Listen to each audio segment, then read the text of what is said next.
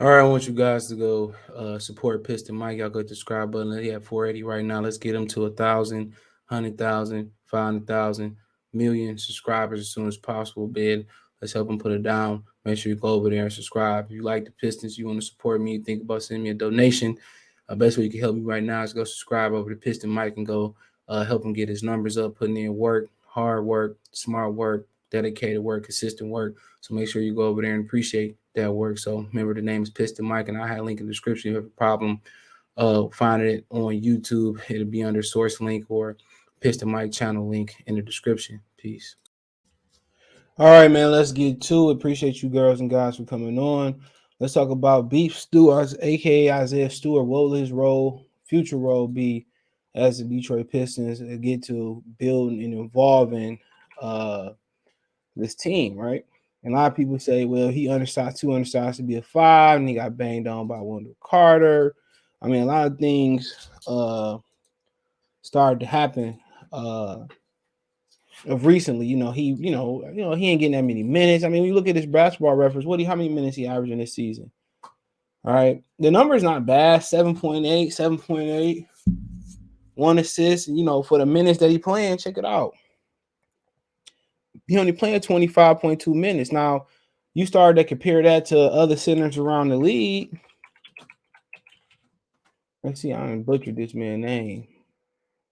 You look at other guys around the league. No, this ain't the hot ones I'm looking for. Hold on. I like basketball references. Simple, quick, fast. Here we go. What he averaging? He averaged about 25.8 minutes. Obviously, they got Jaren Jackson, who can really be a stretch forward too. He leading the league. He led the month of January by what they say 20, at least by 19 blocks, 19 more blocks next to the next highest guy. I mean, who else we got out here? As far as traditional guys, Jesus, or close to traditional guys. That's a good question. Nurkic. Let's see if we can find. Remember they had Nurkic and Jokic. He chose to keep Jokic. That was the right one. Nurkic playing what 27.5 minutes a game, right? You just keep searching around. Hold on. He should be amongst the highest one, but he really ain't no rim defender. Hold on. Let's see. I know he played for the Bulls. Now I'm drunk, but he got to be over. So he around the 33-minute mark, but he a dude that can stretch the flow. Excuse me. He a dude that can do a few things. So he more your stretch guy at what 6'11". So he true 7 foot. He more your stretch guy. I mean, you started to look around. You look at Jared Allen. He probably going to probably the higher usage guys like Jared Allen. He probably in the 30s, 32. So a lot of these teams tend to match up. You look at the higher usage guys like Rudy Gobert. He stays on the floor. He playing 33. So for the most part, unless you like Gobert, Allen, Vujovic, which he more of like a stretch guy. When you more of those traditional guys, you playing the five. I mean, you look at a guy like Mitchell Robinson, who's hella talented. Him and Nerlens Noel just never could stay on the floor historically. He played 25 minutes a night out of, you know what I'm saying? And in 25 minutes, he give you 8, 8, and 8. You bump that up 10 minutes, I mean, he probably give you 15, 15. He just ain't getting the minutes at 23 years old. And they matching up. They matching up, bro. That's what's happening. They matching up with other teams. Nerlens Noel, what he doing? 23 minutes a night. And he give you 4 and 6. What's going on if they matching up with smaller teams because these big guys can't post up? That's exactly what's going on. They matching up. They match a small ball. You think Isaiah Stewart would be a guy that would stay on the floor in small ball in the small ball era. You're like, why is he ain't shooting? Why he ain't staying on the floor? The Pistons play. They don't play fast enough. They don't play fast enough, and that's a huge issue.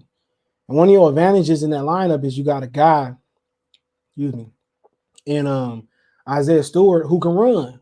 But walking the ball up the floor, this is what you getting. When you walking that ball up the floor, this is what you getting. He need to be out running the bigger guys. That's what he need to be doing. He need to be out running the bigger guys.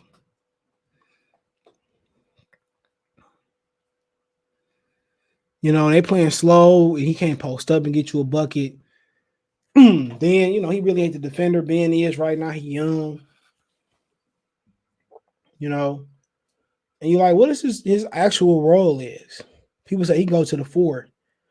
But you see the fours that's out there today? You see the fours that's out there today? Jeremy Grant, Tobias Harris.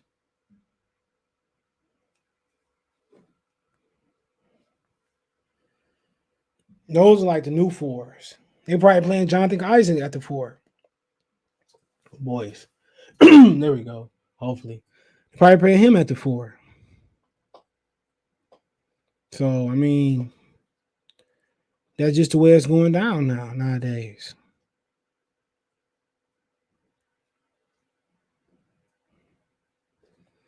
So, like I said before, the fours are more twitchy and athletic these days. Back in the day, Julius Randle can play the four, the three, two. So these fours are like 3-4 tweeners. And that's just where we headed at. So Stewart really playing the four is like the extension of the three. If he can't get out there on the perimeter and guard fives, how you gonna get out there and guard threes?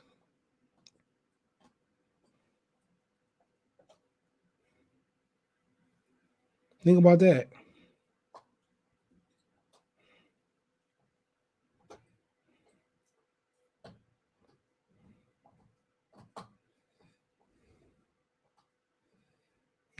So that's the issue.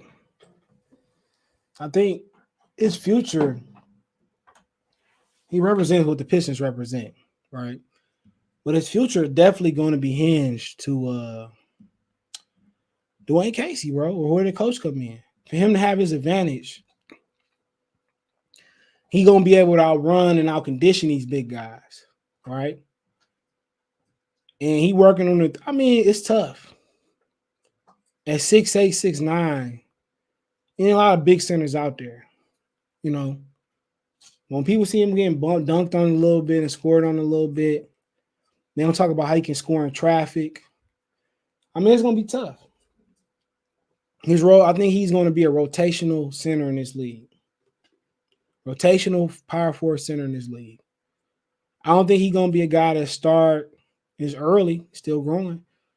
I don't think he's gonna be a starting caliber center or power forward in this league.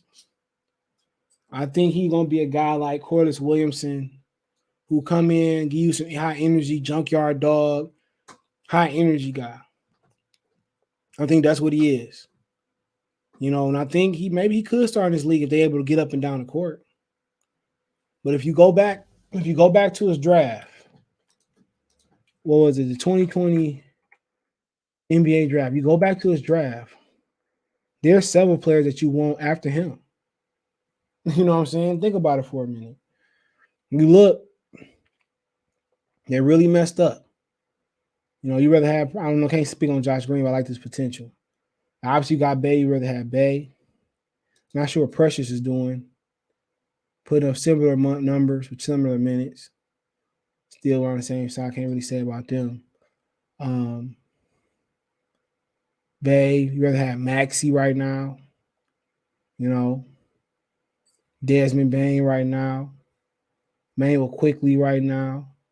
So there's several guys that you rather, and I think if Saban Lee was able to get a little bit of burn, let it burn, he would be out here. He had better numbers than be a better contributor to this team than Isaiah Stewart.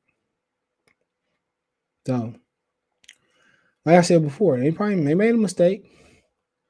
As far as not picking up Maxi, and I was screaming. I wasn't a Maxi guy till I really watched him. I was screaming as much as I was screaming Hellbird. When I saw Maxi, I was screaming Maxi too. Exactly what they. I mean, you give some of these guys maybe don't end up with K. So I mean, if you could get K and Maxi in the same backcourt, that'd be nice. But neither one of them is true one. So, like I said, I think he's a rotational guy. He's not an enforcer. So he's not an enforcer. He's not gonna pick you up like Steven Adams picked up whoever the hell he picked up, and I forget who he picked up and just walked him across the ring. He's a rotational guy. He's a Piston, tough, gritty. But for him to be effective, he gonna be a starter. He gonna have to play in a team that get up and down the floor. He able to use his athleticism. When you're in a half court set, he's a guy that's just don't get dominant. Playing the floors, he athletic enough to get out there with the Jeremy Grants, the Tobias Harrises. You know what I'm saying? Giannis out to the Pupos, and you know what I'm saying. He athletic enough to get out there with the Cam Johnsons and those type of guys. And I mean, when they play those small ball at the four, it's gonna be interesting. So I think he's a rotational guy. He's a guy that's gonna come in and give you good, strong energy minutes. I think he like gonna be a junkyard, Corliss Williams type of guy. Undersized, probably gonna give you some really strong minutes, energy off the bench. To when you and your running lineup, he's gonna be a run guy straight out the gym. So that's my opinion on it. Let me know what you girls and guys think.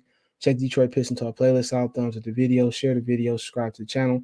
That subscribe button, the bell icon button, hit all notifications, increase your chance notification go live drop video. Want to make a financial donation, Cash App, $sign CJ Good 313, Venmo CJ Good 313, PayPal link description.